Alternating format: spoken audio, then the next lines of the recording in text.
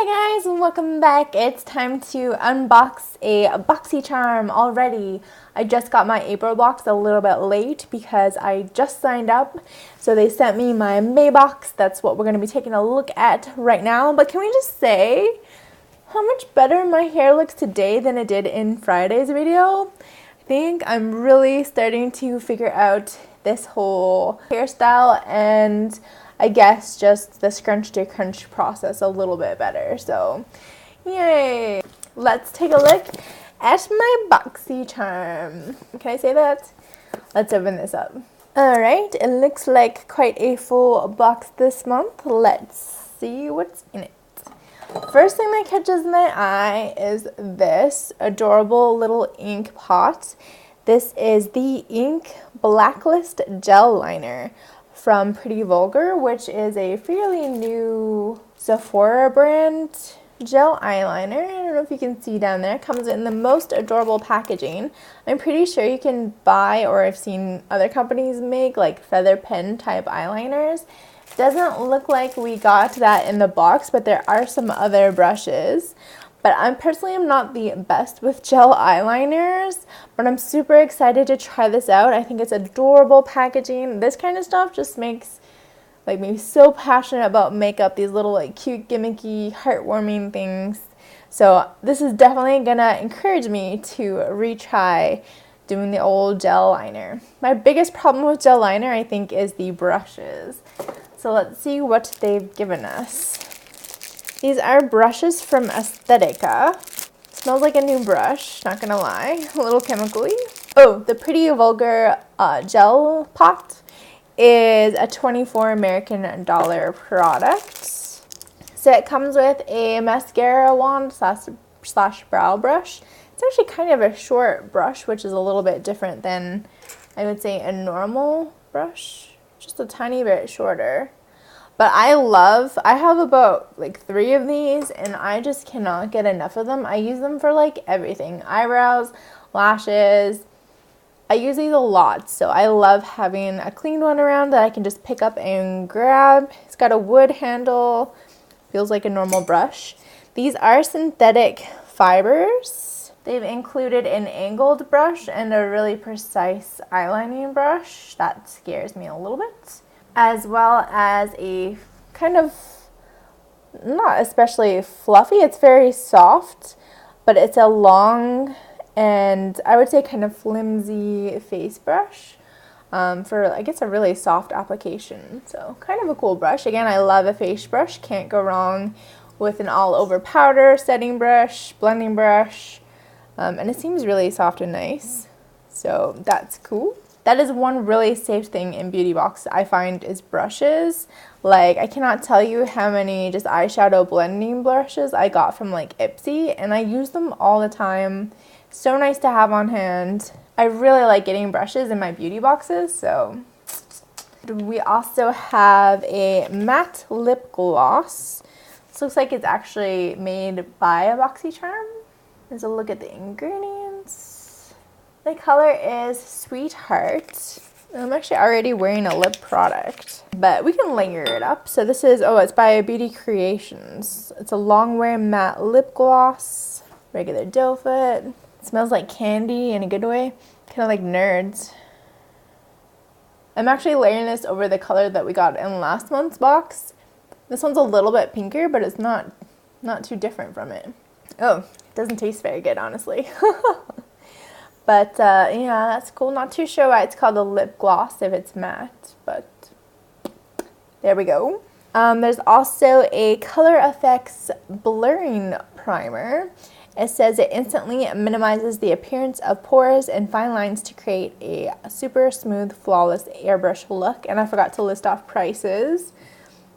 The brush trios, oh my god. So the 3 little eye brush sets was a $45 value, which is isn't that like Wayne Goss prices? $45 seems a little bit overpriced there.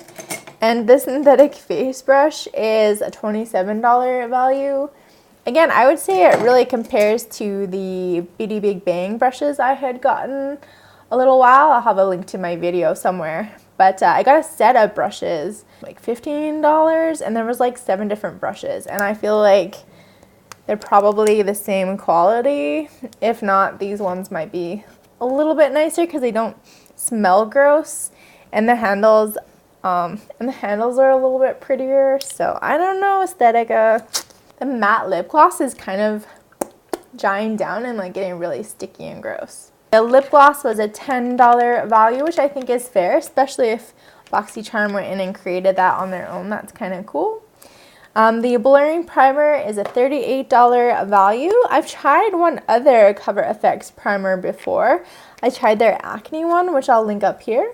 But beautiful full-size primer here, so we'll have to give this one a try. And there's one more item in the box, and that is this guy. This is the Pure Sculptor palette. Oh, I don't want to open it, you guys. Okay, I actually know that this is a highlight and contour palette, and I'm not going to open it. I'm going to save this one for a giveaway, just because, you guys, if you've watched my how many years of whatever videos I've done one on highlighters. I don't think I've done one on contours yet, but it'll be coming up.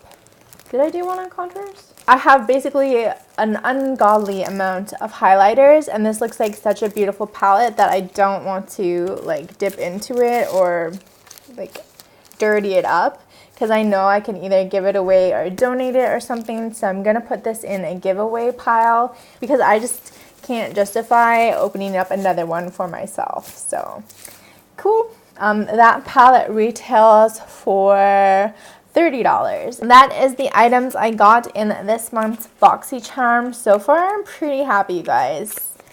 Gotta say, it's really exciting to just get a bunch of makeup products and makeup only products and like some really neat makeup products. So far, I'm really enjoying it, I have to say. For now, let's take a look back at last month's box and see what I thought of the products from that box. First thing that I'll talk about is the lip product we got last month, which was the Aesthetica New York High Def Liquid Lipstick. I thought I was not going to enjoy this. I feel like generally with beauty boxes, if you get some sort of lip product, especially liquid lipsticks, and it's not a really well-known brand, or even if it is or sometimes if it is a well-known brand, they just tend to be duds. But this one is, I want to say, more like a gloss or a traditional lipstick. Maybe more like the Bite liquefied amuse-bouche products. It doesn't really dry up or harden. It stays nice and soft. It smells divine. And I really like the color on me. So I honestly really, really like this Aesthetica New York High Definition Lip Color. And I would honestly recommend it. I need to check out this brand because this is a really good lip product, which I never thought I would say.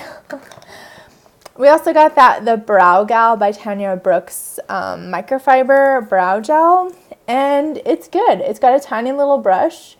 It just slightly darkens your brows. I don't really notice the microfiberness of it, which isn't really a bad thing. I don't particularly feel like I need a ton of brow volume, but it's a nice little brush. It gives you a nice natural look, keeps your brows kept well. So another win there. The Tarteist Pro Glow highlighter I've been experimenting with, and if you apply it directly with your fingers or something, it's going to be pretty intense and maybe a little bit glittery.